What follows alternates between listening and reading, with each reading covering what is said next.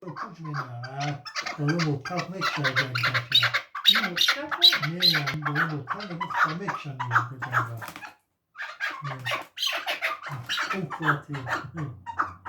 Tabi güzel, tabi.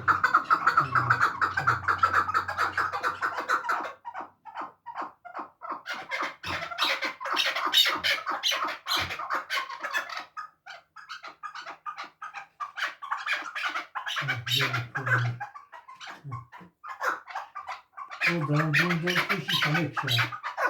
Ben tabi.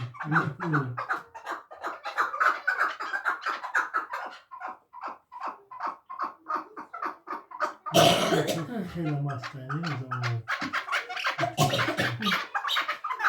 Ana sen kadın Kim hastane? pistara bir daha şunu sabah geç. Hakkı?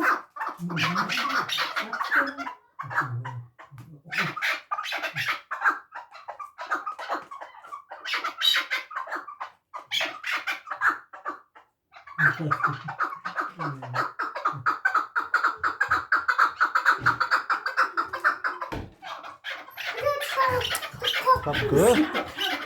Lütfen.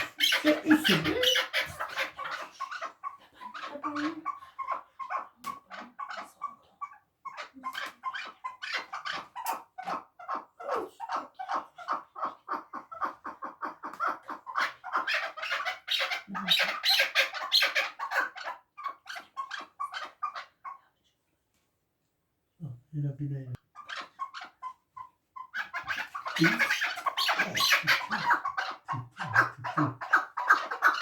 Akşama doğru ben sana atlatacağım.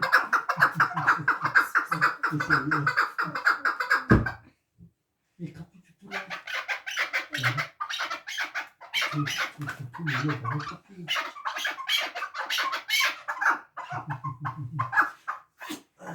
Tutuyor mu kapıyı?